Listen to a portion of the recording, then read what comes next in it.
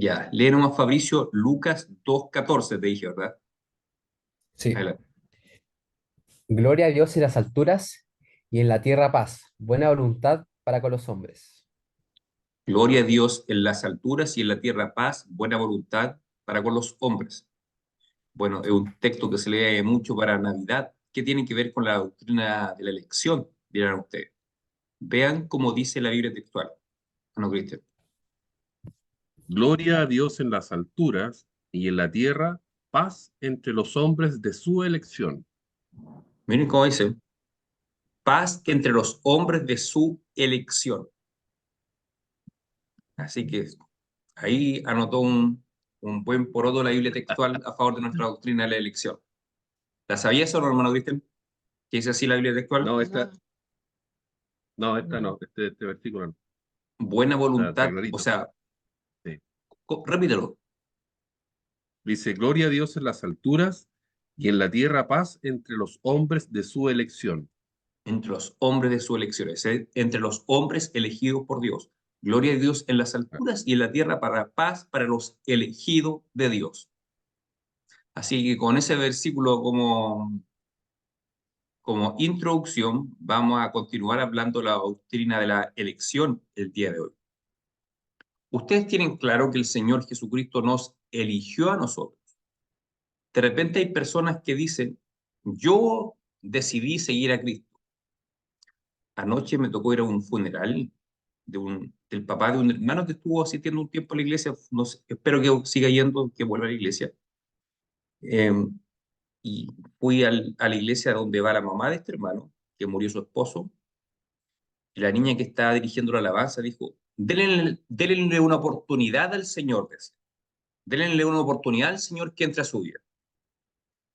O sea, como si la iniciativa fuese del hombre, fuese del ser humano. Pero ¿qué dice el Señor Jesucristo? ¿Será que dependió de nosotros el darle una oportunidad a Dios? ¿Somos nosotros los que le abrimos la puerta a Dios en nuestra vida? Vamos a verlo como lo dice el Señor Jesucristo. Busquen por favor en el Evangelio de Juan 15, versículo 16. Juan 15, 16.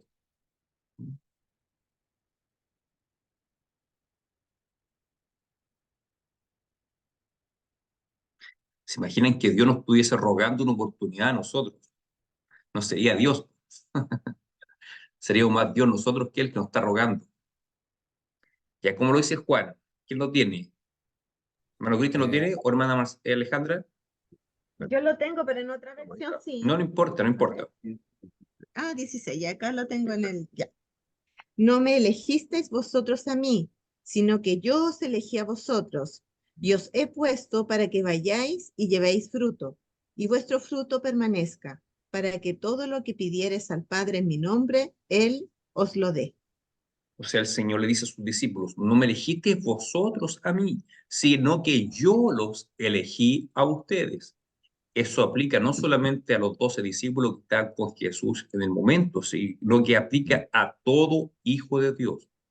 Fue Él quien nos eligió a nosotros. No somos nosotros los que lo elegimos a Él. Fue Él, por medio de su Espíritu Santo, que nos llamó y nos eligió antes de la fundación del mundo. O sea, este texto nos habla nuevamente de elección, la elección soberana de Dios, de sus hijos, de sus electos, de los salvados. Ahora, si tenemos claro, espero que todos tengamos claro, que Dios nos ha elegido. Nos eligió antes de la fundación del mundo para salvación. Si Dios nos eligió para salvación, si hemos sido llamados, si hemos creído en el Señor Jesucristo, ¿será posible para nosotros perder la salvación? ¿Alguien piensa aquí que uno puede perder la salvación?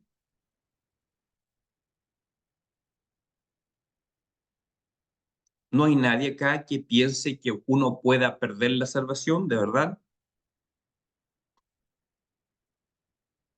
Vamos a volver a un texto que leímos la semana pasada, pero lo vamos a leer un poquito más amplio. Busquen Efesios capítulo 2, versículos 8 y 9.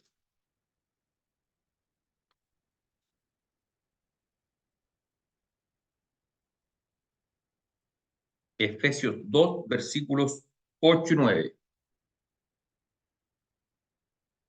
Ahí, Nicole lo tendrá. Sí, Lea, por favor. dice, porque por gracia sois salvos por medio de la fe, y esto no de vosotros, pues es don de Dios, no por obras, para que nadie se gloríe. Ya, somos salvos por la gracia, esto lo expliqué la semana pasada, somos salvos por la gracia de Dios por medio de la fe. La fe es el instrumento por el cual recepcionamos la gracia de Dios. Yo lo expliqué, creo, con el ejemplo del vaso con agua.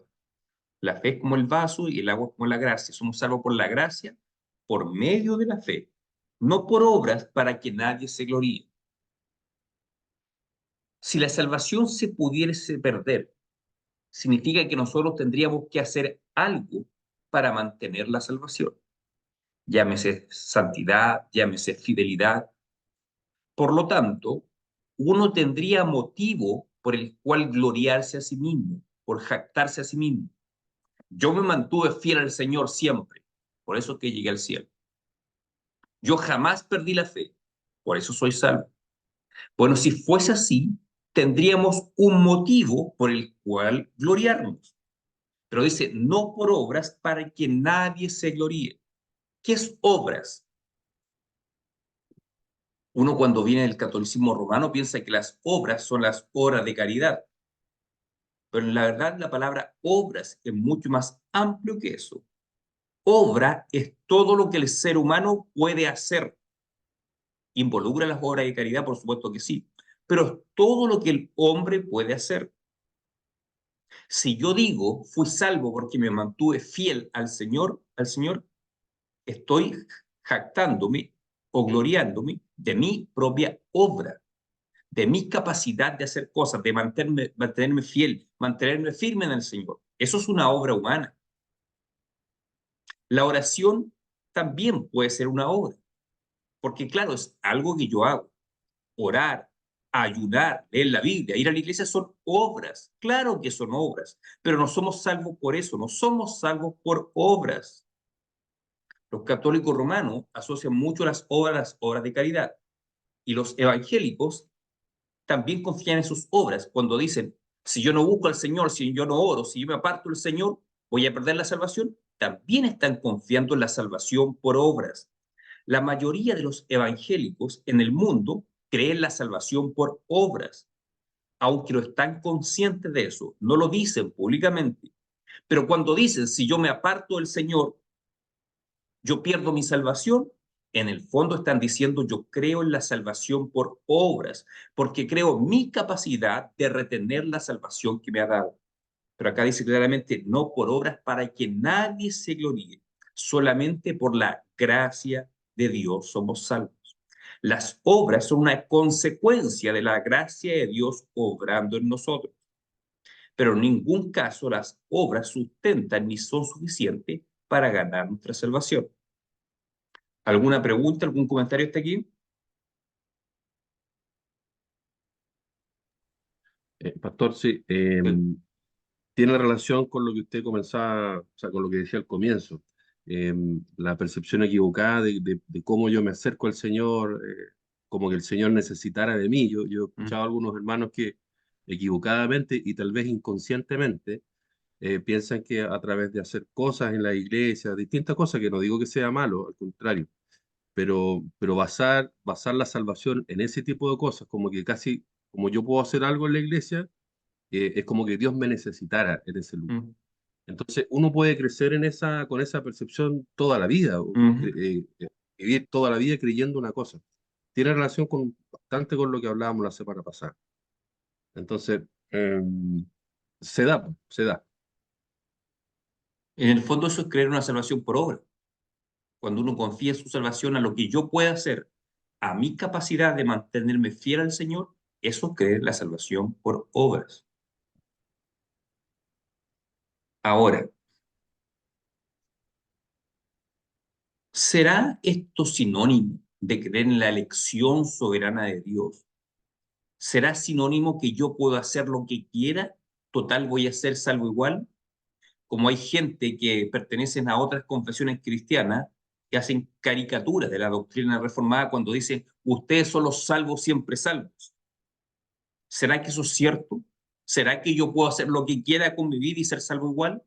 ¿Involucra eso la enseñanza de la doctrina de la elección soberana? ¿Cómo lo ven ustedes?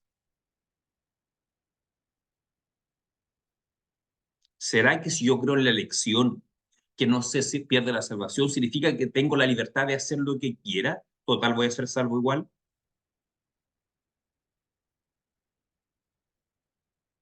Vamos a buscar una respuesta bíblica. ¿Qué dice la Biblia? Busquen, por favor, Efesios 2, versículo 10, donde mismo estamos, el versículo 10, Efesios 2:10. Hermana Marcela, ¿lo tendrá por ahí? ¿Lo voy a leer? Efesios 2:10. Si tengo la NBI, No importa, leerlo. ¿ya? Porque somos hechura de Dios, creados en Cristo Jesús para buenas obras, las cuales Dios dispuso de antemano a fin de que las pongamos en práctica. Ya hemos dicho que Dios nos llamó antes de la fundación del mundo, nos eligió, parte Efesios, el primer capítulo hablando de eso. Luego dice que fuimos salvos por la gracia, por medio de la fe en Jesucristo. Dice que somos hechos hechura suya para que andemos en las buenas obras que Dios preparó o dispuso de antemano. Es decir, el propósito de Dios al elegirnos, al predestinarnos, es que andemos en las buenas obras, en el buen camino que Él espera que andemos. Por lo tanto, la consecuencia natural de la elección es la obediencia a Dios, el caminar dentro de las obras que Dios preparó de antemano. Por lo tanto, cuando una persona piensa, Dios me eligió y yo puedo hacer lo que quiera, totalmente apartado de los caminos de Dios, en el fondo lo que está revelando esa persona es que nunca ha conocido a Cristo, nunca ha comprendido la elección. Porque si él comprendiese lo que es la elección de Dios, comprendería también que Dios lo predestinó para andar en buenas obras, para andar un buen camino. Por lo tanto, la persona que dice, yo puedo hacer lo que quiera, cual voy a ser salvo igual, lo que está demostrando esa persona, el corazón de esa persona es que no ha sido regenerado, que no ha tenido un encuentro con Cristo. La persona no regenerada dice, bueno, si Dios me predestinó, yo puedo hacer lo que quiera entonces. Entonces esa persona se autoengaña. Esa persona piensa que es cristiana, pero en realidad no es cristiana, nunca ha tenido encuentro con Cristo. La persona que ha tenido un auténtico encuentro con Cristo y cuando conoce la doctrina de la predestinación, entiende que su deber es la obediencia a Dios. Por lo tanto, una persona que auténticamente ha conocido al Señor Jesucristo, que tiene temor de Dios en su corazón, jamás va a decir, yo puedo hacer lo que quiera, total voy a ser salvo igual. Bueno, Cristian. Sí, a ver, tiene relación con la magnitud de las cosas que uno puede hacer.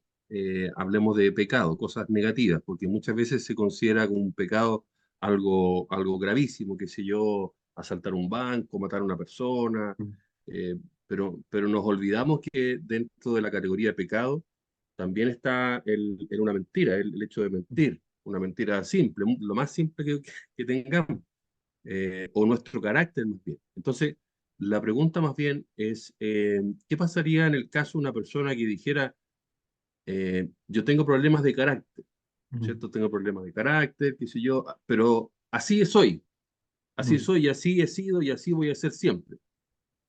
Pareciera que estaría dentro de esta categoría de yo hago lo que quiero, ¿cierto? Total, soy elegido y puedo hacer lo que quiero. Entonces, es muy sutil este tema del pecado, mi carácter y estos pequeños pecaditos que uno, entre comillas, puede cometer. Bueno, dos cosas que decir. Uno en el Sermón del Monte, en Mateo, Jesús dice, cualquiera que llame fatuo o necio a su hermano ya es digno del infierno. O sea, una persona maldicha, por decirle imbécil o estúpido de una persona, por ofender a una persona, ese motivo ya es suficiente razón para ser condenado en el infierno. Mm. O sea, el pecado, por más pequeño que sea, es suficiente para condenar. Pero en 1 Juan capítulo 4, dice el apóstol Juan, que el que ha nacido de Dios no practica el pecado. ¿Qué significa esto? ¿Significa que una persona que ha nacido de nuevo jamás peca? No, no significa eso. Significa que una persona que ha nacido de Dios no es dominada, no es esclava del pecado.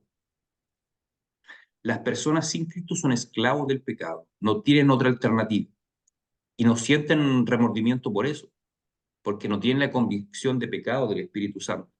Pero un cristiano que sigue en esta naturaleza caída, pecaminosa, en nuestro cuerpo que está en una naturaleza caída, seguimos lamentablemente expuestos a tentaciones y ocasionalmente o frecuentemente pecamos. Pero la diferencia es que nosotros nos arrepentimos de nuestro pecado y ponemos todo de nuestra parte para superar los pecados y dependemos de Dios y somos conscientes. Mientras más luchamos con el pecado, nos hacemos conscientes de nuestra necesidad de la ayuda del Señor. Somos conscientes del auxilio que necesitamos del Espíritu Santo y vamos a buscar ese auxilio.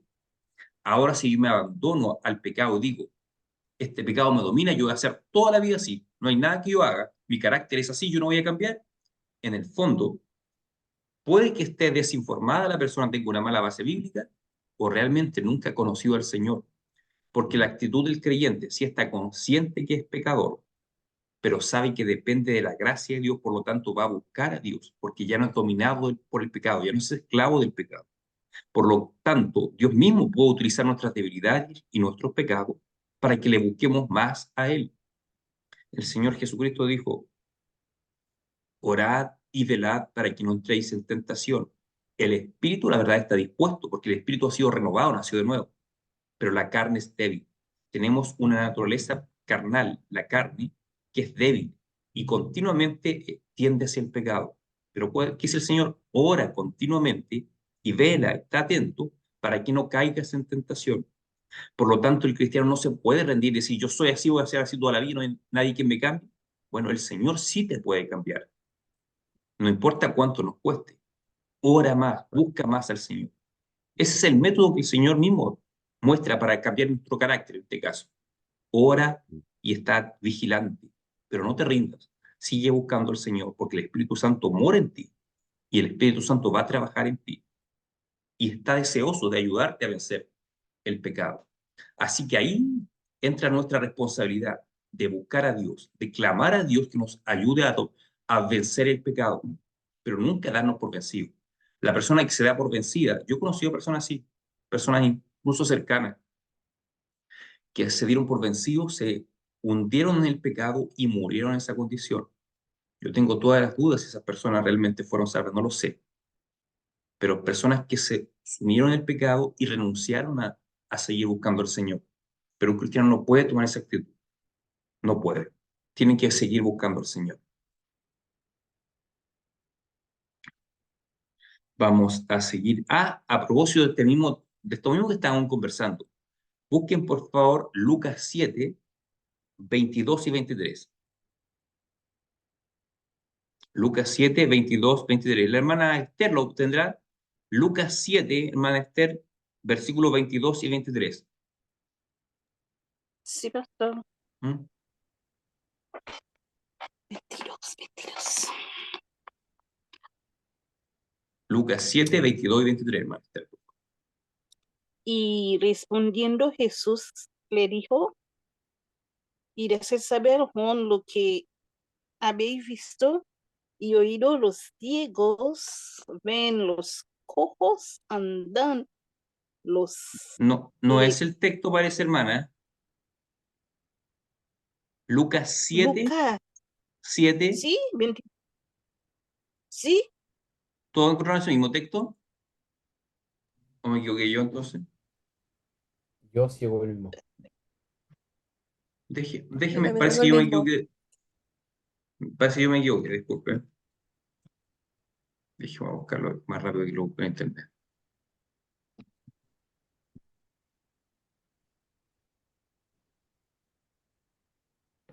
Perdón, no es Lucas, es Mateo, hermana Esther. Me equivoqué yo. Mateo 7, 22, 23. No Lucas. Perdón, yo me equivoqué. ya.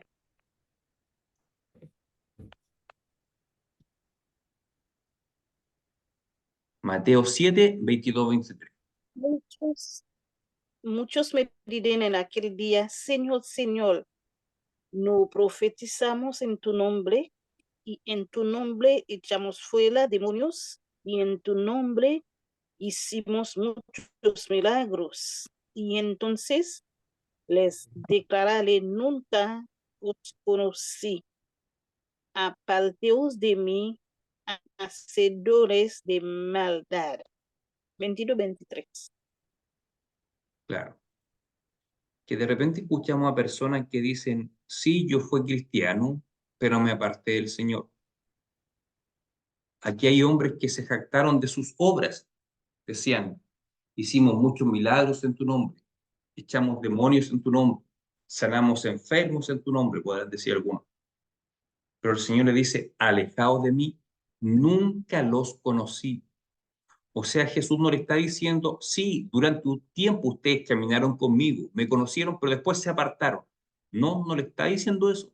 Le está diciendo, nunca los conocí. Nunca los conocí. Por lo cuanto, cuando decimos, conocí a cierta persona que fue muy fiel al Señor y después se apartó y murió en esa condición. Bueno, el Señor a estos hombres los reprende y les dice, ustedes durante un tiempo fueron mis hijos y después dejaron de serlo. En el fondo no está diciendo, ustedes fueron hijos míos y después perdieron la salvación. No, ustedes nunca fueron salvos. Nunca los conocí. Es decir, yo nunca tuve comunión íntima con ustedes. Aléjense de mí, hacedores de maldad.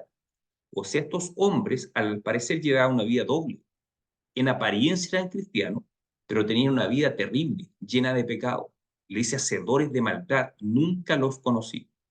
Entonces, ahí, lamentablemente, las iglesias, muchas personas que piensan que son cristianos, que están seguras que son cristianos, pero su fruto, su vida demuestra lo contrario.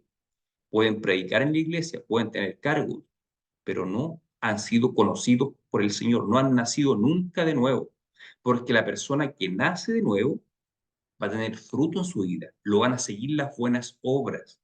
Por eso dije, las buenas obras son una consecuencia de la justificación por la fe, de la gracia de Dios obrando en nosotros. Nunca es al revés, nadie es salvo por obras, pero sí el que auténticamente es salvo, van a haber buenas obras en su vida, van a haber señales en su vida. A estos hombres Jesús los llama hacedores de maldad. No sabemos cómo es la vida privada de estos hombres, pero de repente ustedes ven en la televisión que, no sé, tal pastor se descubrió que era, no sé, un pedófilo. Se ha descubierto cosas así. Y Jesús no les dice, ustedes perdieron la salvación. No, nunca los conocí, hacedores de maldad. Así que ese texto nos confirma también que la salvación no se pierde, que los elegidos de Dios no se pierden, que están seguros en las manos de Dios.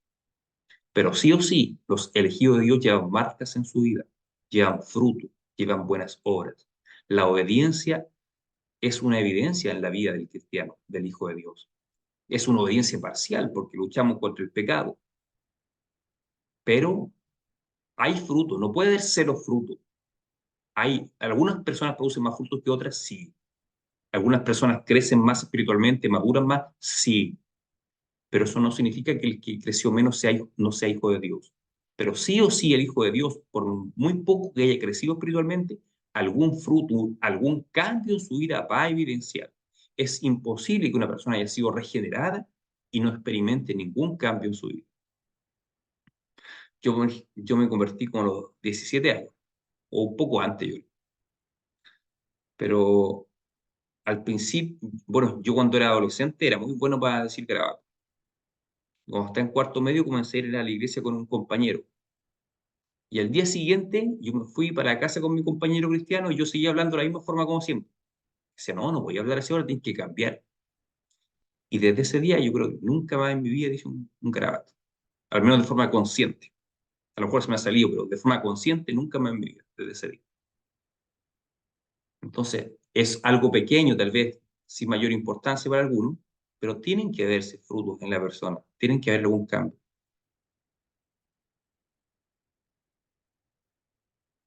Seguimos. Vamos a ver algunas objeciones a la doctrina de la elección soberana de Dios, al hecho que la salvación no se pierde. Por ejemplo, alguien que quiera cuestionar esta doctrina nos puede citar, por ejemplo, el siguiente texto. Búsquenlo, por favor. Hebreos 6, del 4 al 6. Hebreos 6, del 4 al 6. El Nico que lo lea, por favor. Hebreos 6, del 4 al 6.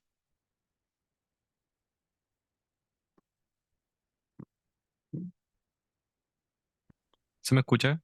¿Sí? Hebreos 6, del 4 al 6. Sí. Acá está.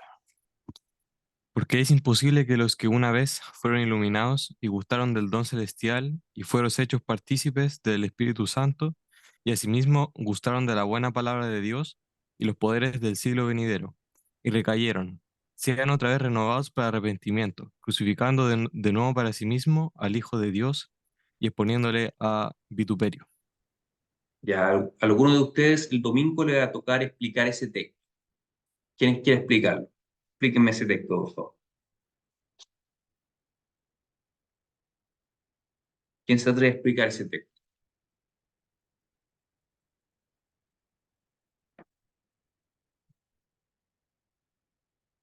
¿Alguien se atreve a explicar ese texto? No, es un texto difícil para un reformado. Si no tiene una buena preparación, no va a lograr explicar. Primero preguntémonos, ¿esta carta a quién está escrita? A los hebreos. ¿Quiénes los hebreos? Eran judíos. Ahora era una iglesia. Por lo tanto, era una iglesia de judíos convertidos al cristianismo. ¿Dentro de una iglesia todos son convertidos o no? Una iglesia cualquiera, incluso en la actualidad. Dígame, ¿son todos convertidos dentro de una iglesia? No, ¿cierto? No, nunca van a ser el 100% convertidos. Siempre habrá personas que aún no han experimentado la conversión.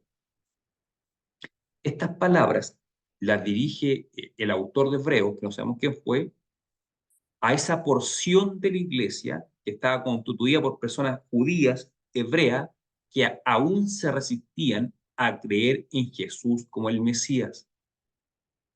¿Recuerdan cuando hablamos del pacto?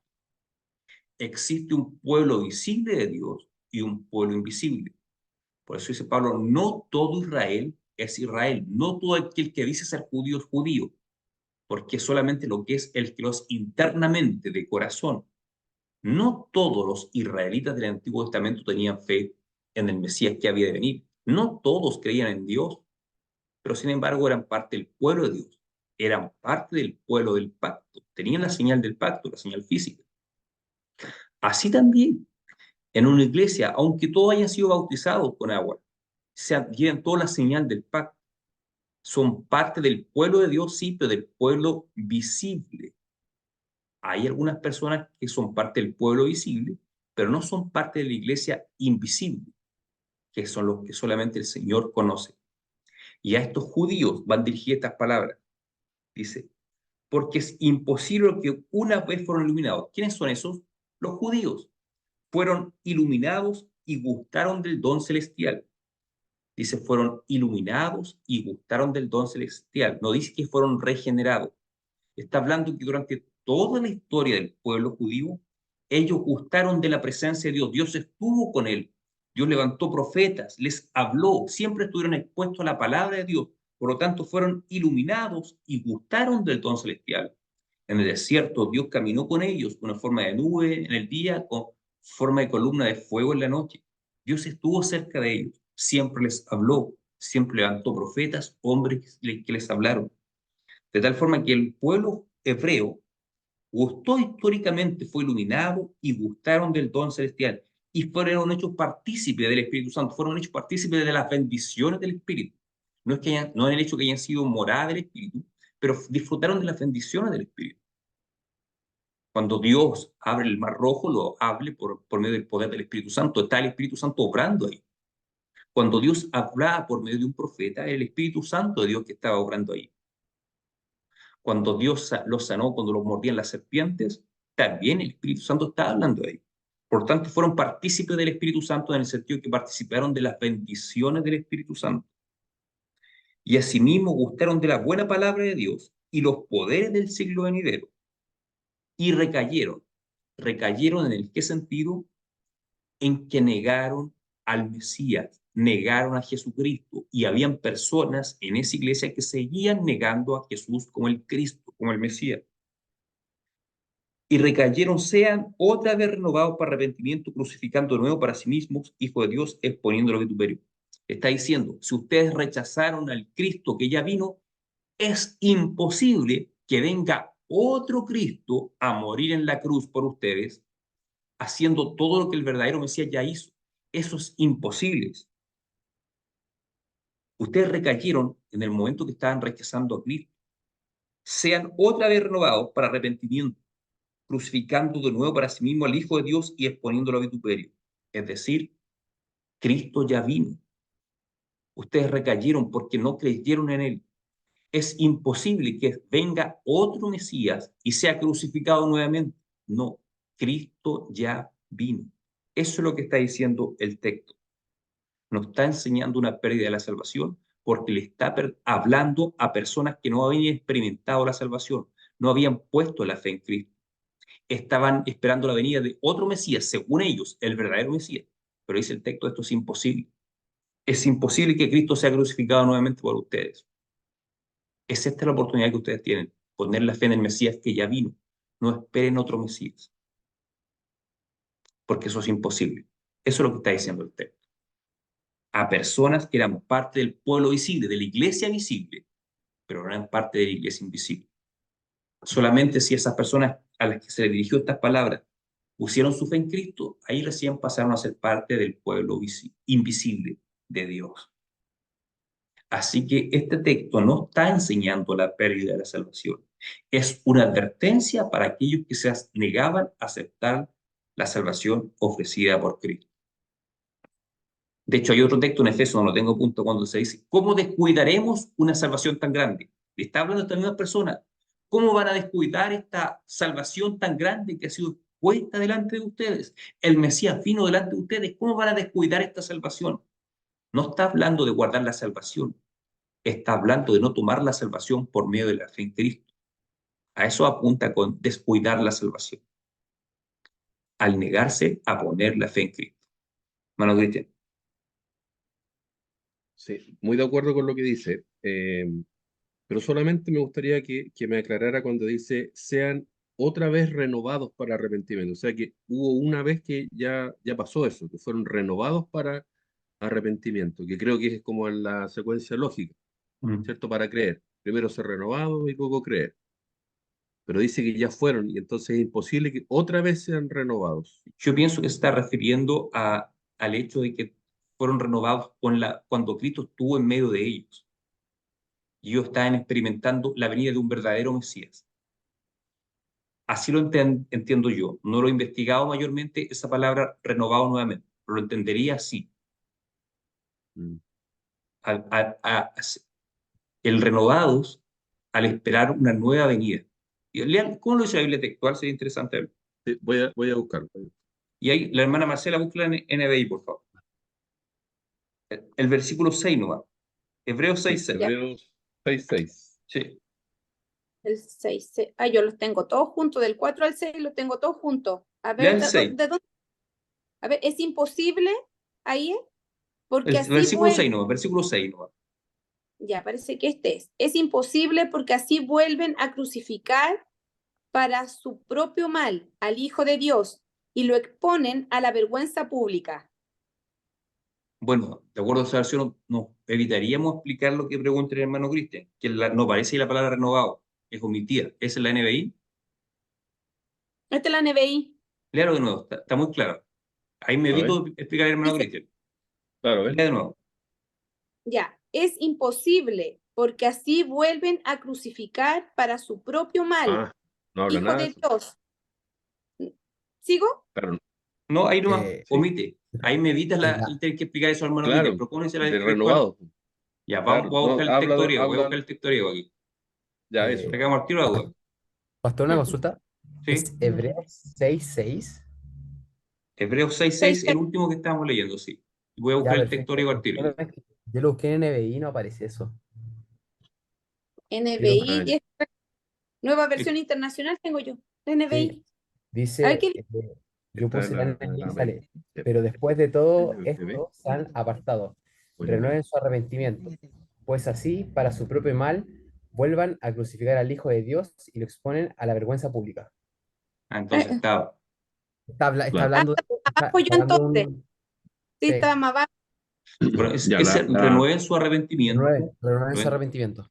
Lo estoy Sí, entendiendo, como si negaron a creer en Cristo, Dios no les va a dar otra posibilidad de arrepentimiento. claro, Así correcto. lo entiendo yo. La textual sí habla de renovados, ¿ya?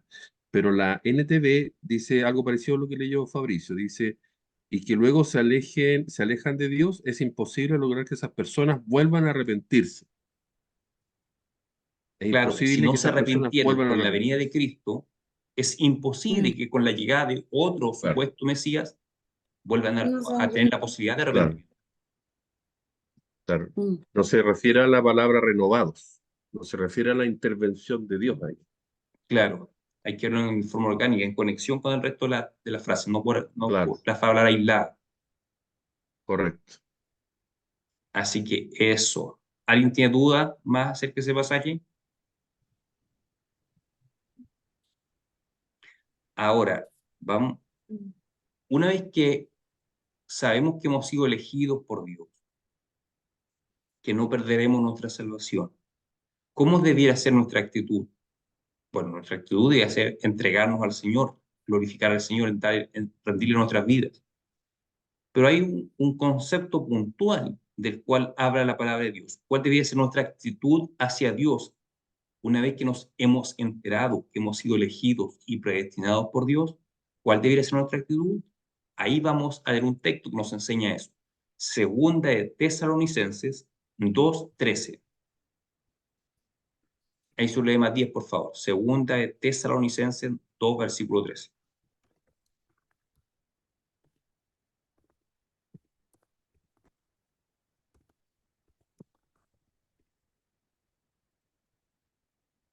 ¿Qué capítulo, disculpe? 2:13.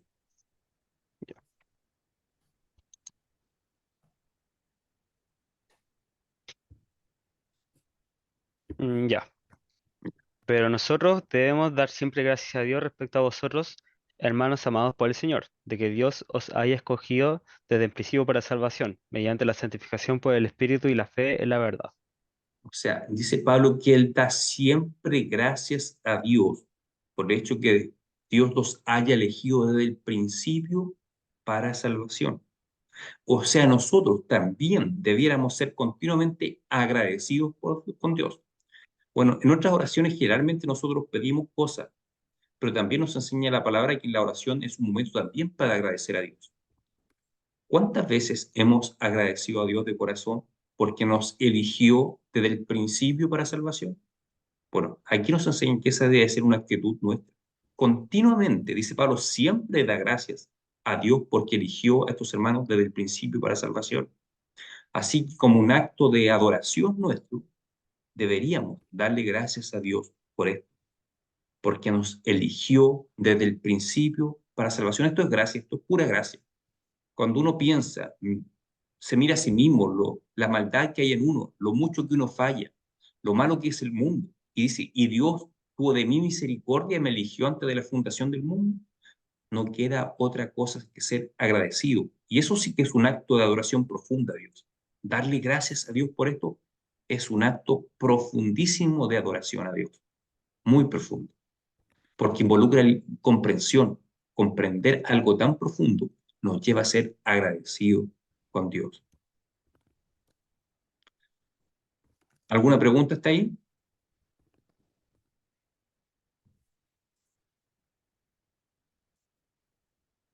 Ahí anoté mi apunte para cuando dé este curso.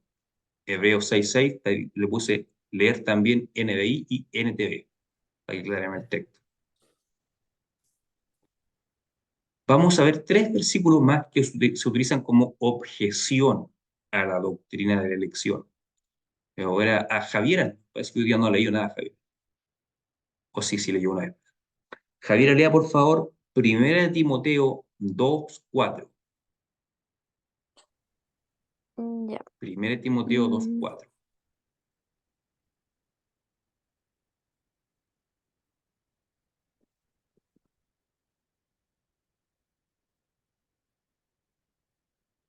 Primera de Timoteo 2:4. ya, dice, el cual quiere que todos los hombres sean salvos y vengan al conocimiento de la verdad. Dios quiere que todos los hombres sean salvos y que vengan al conocimiento de la verdad. Dice que Dios quiere que todos sean salvos. Sin embargo, nosotros estamos afirmando que Dios eligió a algunos para salvación. ¿Cómo podemos explicar eso? ¿Quién se atreve a explicar? Lo escuchamos.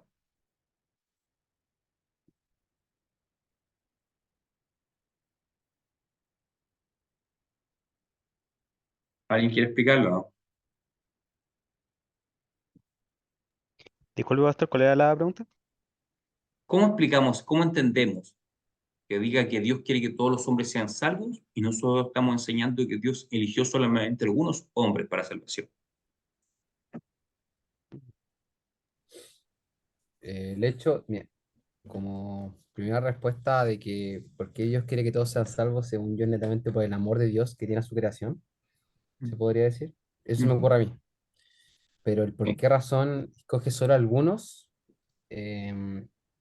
no sé, no, bueno, simplemente porque no todos están llamados a ser hijos de Dios, de forma directa, según yo. No lo puedo decir de ahora, como que no tengo otra respuesta. Bueno, cuando nos encontramos con un texto difícil como ese, aparentemente contradictorio, es muy útil revisar el contexto en el cual está escrito. Yo voy a leer el contexto, voy a partir más arriba en el versículo 1. Dice, exhorto ante todo a que se hagan rogativas, oraciones y peticiones y acción de gracia por todos los hombres. Ahí está de nuevo la frase, todos los hombres. Y consecuentemente nos explica qué entiende el apóstol Pablo por la frase todos los hombres. Dice el versículo 2, por los reyes y por todos los que están en eminencia, para que vivamos quieta y reposadamente con toda piedad y honestidad. Entonces, la expresión todos los hombres incluye a reyes y los que están por eminencia. En el fondo, Pablo está diciendo, Dios quiere que se salve todo tipo de personas, toda clase de personas. Y no solamente la gente pobre, sino que incluso los reyes, los que están en autoridad. Está diciendo que Dios quiere salvar personas de toda clase social. A eso apunta en este contexto la frase todos los hombres. Por todos, dice. No solamente por ustedes, los que están en la iglesia, que son todos pobres, sino que también por los reyes y por los que están en eminencia. Es decir, por las personas que ocupan puestos de autoridad. Porque Dios quiere que también personas de esas esferas sociales sean salvas. El evangelio también tiene que llegarles a ellos.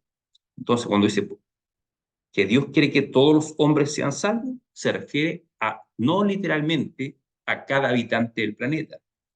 Esa es una figura literaria que se llama sinécdoque, que se expresa el todo por las partes o viceversa, la parte por el todo. Cuando yo digo, un ejemplo, hubo un partido de fútbol Chile con Argentina. ¿Cuál es el resultado? Perdió Chile. Vamos a decir. Nosotros decimos perdió Chile. Pero en el fondo perdió Chile, perdió el país, perdió todo Chile, o perdió un equipo de fútbol conformado por 11 jugadores que tal vez jugaron 12 o 13. Entonces estoy utilizando el todo por una parte. Los que perdieron el partido fueron 11 jugadores, es una parte pequeñísima, pero yo uso el todo para referirme a una pequeña parte. Eso es una sinécdoque. Puede ser el todo por la parte o la parte por el todo. Aquí, ¿cuál sería el todo? El todos los hombres, pero la pequeña parte es los reyes y los que están por eminencia. O sea, es una sinécdoque cuando utilizo una expresión totalitaria que en realidad apunta a una parte pequeña. Aquí la expresión todos los hombres significa hombres de toda clase y posición social. El contexto nos da a entender eso. ¿Alguna duda? Hermana Esther, ¿alguna duda? No, pastor. ¿No? Ya, bien. No. Entonces el próximo texto lo lee Nico. Otro texto de objeción. Primera de Juan 2, versículos 1 y 2. Primera de Juan, capítulo 2, versículos 1 y 2.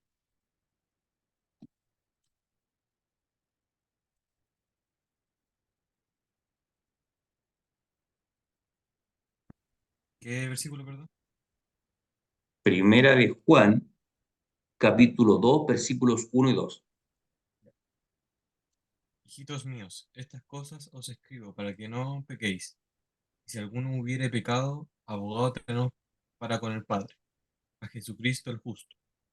Y Él es la propiciación por nuestros pecados, y no solamente por los nuestros, sino también por los de todo el mundo. Ahí tenemos otro texto complicado.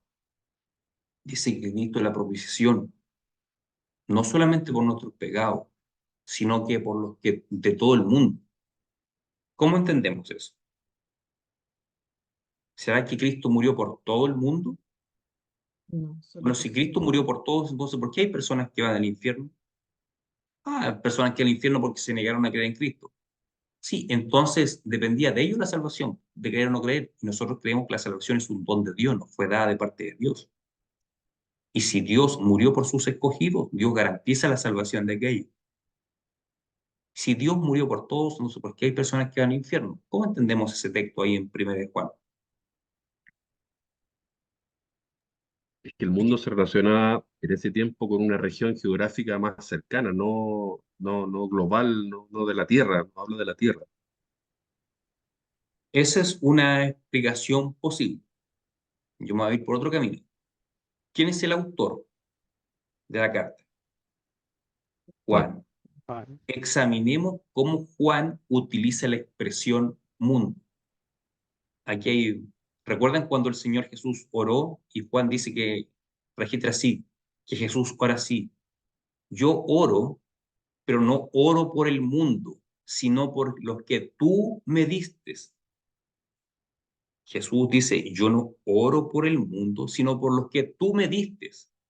Es decir, no toda persona del mundo le es dada al Señor. Él ora por los que el Padre le dio. O sea, en ese texto de la oración de Jesús, Juan registra que la expresión mundo no significa todo habitante del planeta. Y también Juan utiliza la expresión mundo como sinécdoque, la figura literaria que expliqué recién. Ahí, por favor, Nicole, busca Juan 12:19. Juan 12:19. ¿Cómo utiliza ahí? Vamos a ver que en ese versículo que va a leer Nicole, Juan utiliza la expresión mundo como una sinécdoque nuevamente.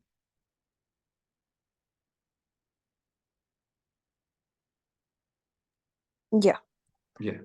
Juan 12:19 dice, pero los fariseos dijeron entre sí, ya veis que no conseguís nada, mirad, el mundo se va tras él. Oh, como lo registra Juan, dice, el mundo se va tras él. ¿Qué quiere decir Juan ahí? ¿Está diciendo un mundo? ¿Está diciendo todo habitante del planeta va tras él? ¿O está diciendo un grupo de personas? ¿Qué dijeron los fariseos? El mundo entero se va tras él, tras Jesús. ¿Era así literalmente o no? No, era un grupo de personas. Así que en el lenguaje de Juan utiliza constantemente la expresión mundo como sinécdoque, es decir, el todo por las partes.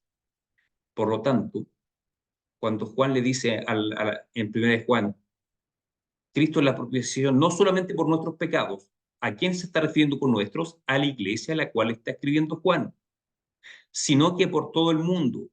Por todo el mundo se refiere no solamente por ustedes, que son la iglesia, que no se sabe de qué lugar está escribiendo, supongamos que fue la iglesia de Efeso. El Señor no murió por ustedes solamente, hermanos de Efeso, sino por hermanos de todo el mundo, por los hermanos que están en Corinto, que están en Filipo, que están en Galacia, que están en Jerusalén, que están hasta lo último de la tierra. En el fondo le está diciendo, Cristo no murió solamente por ustedes, hermanos de la iglesia local, sino que por hermanos que están distribuidos a través de todo el mundo. Y todo el mundo, recuerden el lenguaje de Juan, no significa cada habitante del planeta. Significa siempre un grupo. Es común eso en los escritos de Juan. Así que cuando dice Cristo murió, fue propiciación no solamente por nuestros pecados, sino que por los de todo el mundo, está diciendo hermanos que están distribuidos en otros lugares geográficos, no solamente en esta iglesia local. ¿Una pregunta respecto a eso? ¿Respecto a ese texto? ¿No? Entonces la hermana Esther va a leer el último texto de objeción que se puede hacer a esta doctrina. Lea, hermana Esther, por favor, en Segunda de Pedro, capítulo 3, versículo 9. Este es más fácil de ver, sinceramente más fácil de explicar. Segunda de Pedro 3, 9, hermana Esther.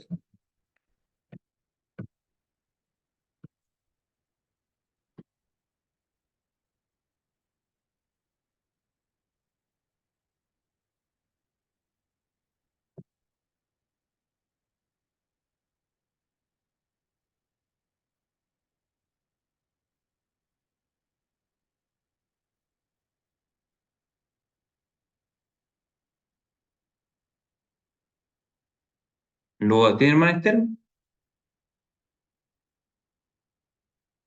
¿Está ahí o no, hermana Esther? Ya. O si no, le vamos a pedir a la hermana Marcela. Ahí está la hermana Esther, ahí está. Sí, sí, estaba en silencio. Ya, no se preocupe, no se El, preocupe. el Señor no retarda su promesa, según algunos la tienen por tardanza, sino que es paciente para con nosotros, no queriendo que ninguno perezca, sino que todos procedan al arrepentimiento. Ya, en el fondo está diciendo que Dios es paciente con nosotros, no viene desde ya ahora mismo, porque Él quiere que todos procedan al arrepentimiento. ¿Cómo me explican ese texto? Ese texto se explica, no hay para qué citar otro texto para explicarlo. Solamente con el versículo que leyó la hermana es imposible explicarlo desde un punto de vista reformado. Porque está hablando exclusivamente de los elegidos.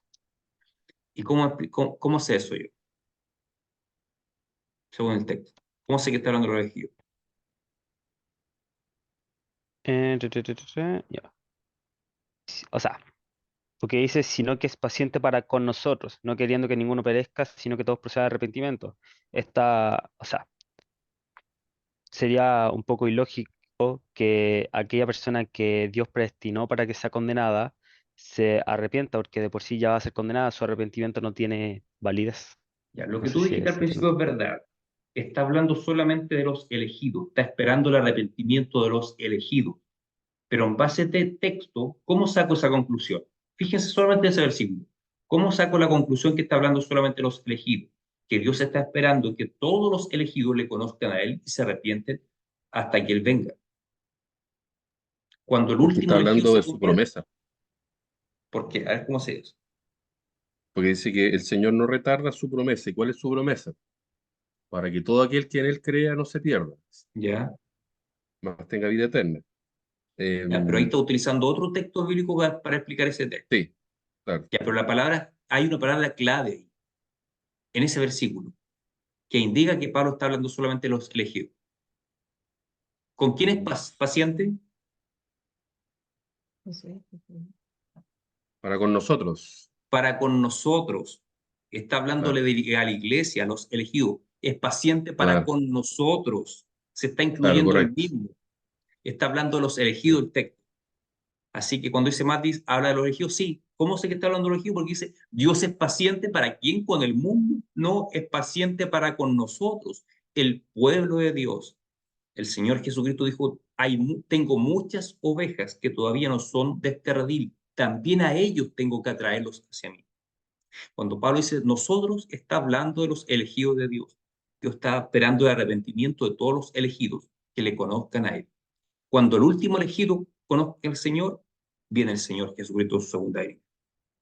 ¿Cuántos faltan? No sabemos. Imposible saber. Dios no nos revela eso. Así que, por eso decía que el texto más fácil de explicarlo, del perspectiva reformada, porque el propio texto dice, es paciente para con nosotros. No está hablando del mundo, está hablando de nosotros. ¿Alguna pregunta, alguna inquietud? Es el último texto que tenía para conversar hoy día. Así que, Yo bien. tengo Sí, dos preguntas. sí. Una pregunta hace referencia a 1 Timoteo, al 2:4, ¿Ya? donde dice, el cual quiere que todos los hombres sean salvos y vengan al conocimiento de la verdad. Ujú, El texto es claro, obviamente tenemos que ir al contexto de cómo lo está ujú, diciendo, ujú. ¿ya? Y por lo que yo entiendo, lo que quiere decir aquí es que Dios quiere que todos sean salvos, sin embargo, solo los escogidos van a tener salvación. Esos escogidos, ¿cómo se podrían explicar? Porque obviamente nosotros como la postura que estamos estudiando es como que solamente algunos van a ser salvos, obvio, y que eso viene de parte de la predestinación. Pero si llega una gente, bueno, una persona externa y dicen, oye, ¿cómo estáis como casi crucificando? O sea, no es crucificar la palabra, pero como que estás condenado a que algunos son salvos y a otros no. Entonces, ¿cómo se podría explicar eso? Si bien entiendo todo lo que, claro, algunos son salvos, que el pueblo de Dios, que ahora lo vimos claro en Pedro 3:19, segunda de Pedro 3:19, pero ¿cómo lo puedo explicar en profunda oye, estos son salvos y estos no? Eso me surge la duda. Explícalo con la cadena de oro de la salvación, Romanos 8, 28, 29. A los que antes conoció, también los predestinó. A los que predestinó, a estos llamó. A los que llamó, también justificó y a estos glorificó. ¿A quién Dios llama? A los que predestinó, a los que conoció antes de la fundación del mundo. La palabra elegir significa también entresacar. Tú cuando eliges algo, dejas de lado algo. Así que hay un texto que habla por sí mismo, te explica la cadena de oro de la salvación, todo el proceso de la salvación. Dios, antes de la fundación del mundo, eligió, predestinó, y a esas personas que predestinó, Él las llama. El día del juicio nadie podrá decir, yo quise acercarme a ti, yo quise buscarte a ti, pero tú no me elegiste. No, porque a los elegidos de Dios, Dios les pone el deseo en su corazón de buscarle. Él los seduce de alguna forma, los llama. Así que la persona que no es elegida de Dios jamás, nunca va a desear a Dios.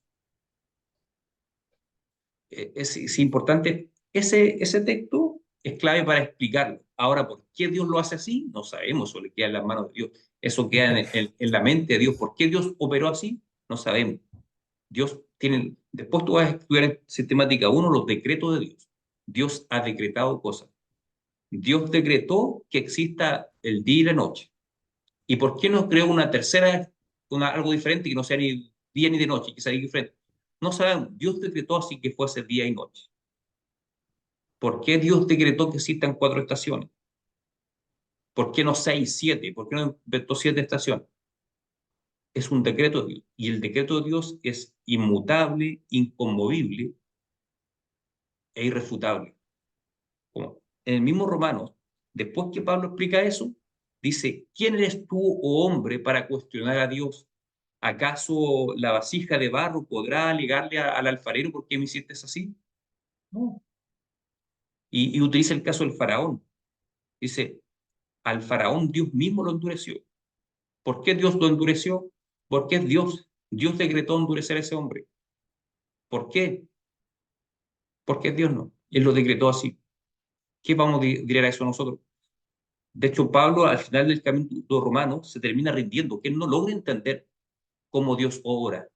Y dice todas las riquezas inescrutables del conocimiento de Dios y termina adorando a eso, reconociendo que el conocimiento de Dios es inescrutable, es decir, inentendible para el hombre. Los decretos de Dios son misteriosos para el hombre.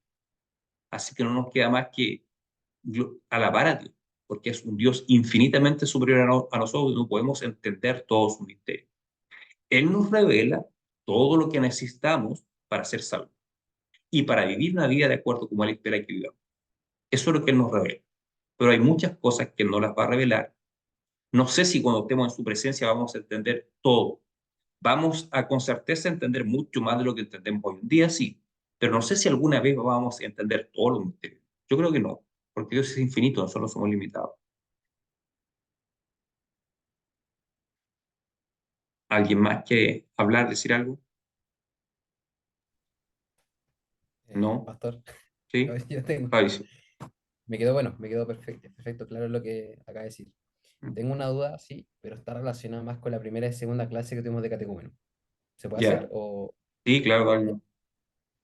eh, nosotros, bueno, tiempo atrás hablamos del tema, por ejemplo, de gracia especial, gracia común. ¿Ya? Perfecto. Sí, Lo entiendo perfecto. Yo creo que aquí todos estamos presentes, así que podemos enfocar claro eso. El tema del sentido común de las personas, ¿entre qué categoría lo vemos? Porque me puse a investigar un poco y mucha gente, bueno, otras doctrinas evangélicas lo llaman al sentido común como parte del libre albedrío, ¿ya? mm, Sin embargo, nosotros el sentido común, como presbiterianos o como reformados, ¿cómo le podríamos llamar? Y sumado a esto, al sentido común, obviamente como en el día a día, también tengo otras preguntas que si ven un poco más fuertes, que es como, por ejemplo, yo estoy en Chile, ¿ya? mm, Obviamente Chile impone la ley que viene de parte del Estado, ¿cierto? mm, ¿Qué pasa? Que yo como mi creencia, en este caso, postura reformada, la ley chilena me impone algo que va en contra de mi postura reformada. Por ejemplo, matrimonio homosexual, o por ejemplo, si estoy en otro país, podría ser el mismo tema de la pena de muerte, claro, que van en contra directamente a mis creencias. ¿Cuál vendría siendo nuestras posturas frente a esto?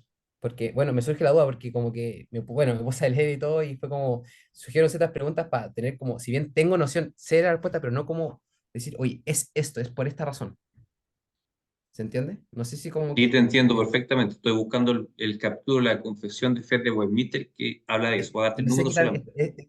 es El parte de, capítulo por eso 20, el está dentro, capítulo por 20 eso. de la Confesión de Fe de Westminster habla de la libertad de conciencia y define de esta forma la libertad de conciencia, que el cristiano es libre para desobedecer las leyes del Estado cuando éstas se contraponen a la palabra de Dios.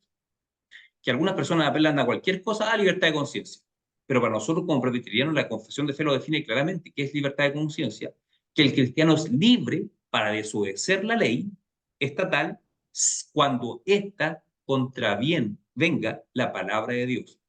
O sea, nosotros sabemos, según Romanos 13, que tenemos que obedecer las leyes de nuestra nación. Tenemos que estar sometidos a las autoridades. Pero en base al ejemplo de los apóstoles, cuando les prohibieron las autoridades hablar de Cristo, ellos se rebelaron. Es preferible obedecer a Dios antes que a los hombres, ¿no es cierto? Bueno, ahí ellos aplicaron la libertad de conciencia. Así que para nosotros como reformados, tenemos que obedecer las leyes de nuestro país siempre y cuando no vayan en contra de la palabra de Dios. Si hay una ley que va en contra de la palabra de Dios, tenemos libertad para desobedecer. Eso es lo que la confesión de fe le llama libertad de conciencia. Así que nosotros le llamamos libertad de conciencia. No libre albedrío, libertad de conciencia. Libre albedrío sería otra cosa. Pero no lo vamos a meter en eso, que seamos profundos. Pero libertad de conciencia sería lo cual tú estás apuntando. Ya, perfecto.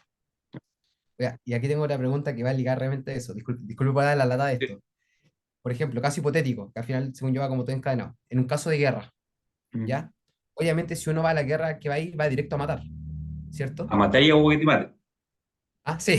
Sí. Entonces, ¿cuál? Bueno, teniendo en cuenta eso, obviamente me puedo abstener o bien ir. El ir sería, tampoco estaría mal, porque estaría defendiendo el mal, estaría como, en caso de guerra, estaría defendiendo el mal con el mal, obviamente, pero por una postura que está en mi país. Ya, ¿y cuál ¿Cachai? sería el problema si tú matas a un soldado enemigo en la guerra? ¿Cuál sería el problema con eso? Estaría matando a alguien, pues sería netamente un asesino. En estricto rigor, o sea, viéndolo de forma objetiva, sería como, por así decirlo, de esa Ya, forma. el mandamiento que dice no matarás significa no cometerás asesinato a sangre fría. Ese es el significado. ¿Cómo lo sabemos? Porque Dios mismo manda a su pueblo a la guerra, a Es, matar es- a otros es- pueblos. Dios sí. mismo ordena la ejecución de algunas personas por desobediencia, hasta por adulterio, eran apedreados. Así que si Dios mismo en algunas circunstancias ordena la muerte, el mandato no matará significa no matarás a nadie, planificando el asesinato, planificando quitarle la vida a una persona.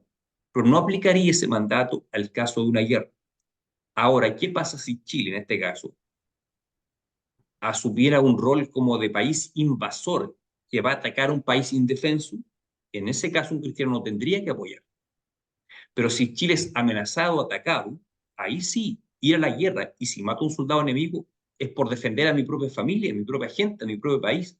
Por lo tanto, ahí no aplicaría el mandamiento, no matarás, porque no estoy matando a sangre fría a alguien, estoy matando en defensa propia. Así que yo no tendría problema con ir a la guerra si es una guerra de carácter defensiva para defender el país. ¿Me entienden? Ahora, si Chile toma la iniciativa de invadir un país que quiere quitarle su riqueza, sus recursos, ahí no habría que apoyar como iglesia. Pero una guerra defensiva sí, tendríamos la obligación de ir.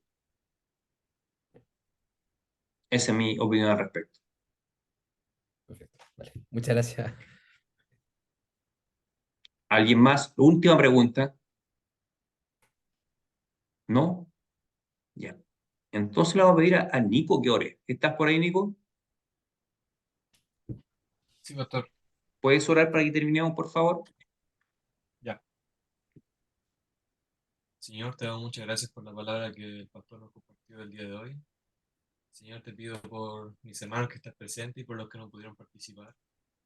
Y porque nos ayude con el resto de la semana, Señor, con el trabajo, las clases, el colegio, universidad y todo lo que nos...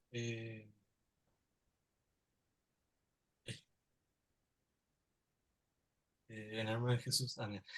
Amén, amén. Que Dios bendiga al Nico, lo bendiga a cada uno de ustedes. Bueno, no nos vamos a ver este domingo con Fabricio, capaz nos veamos en Santiago.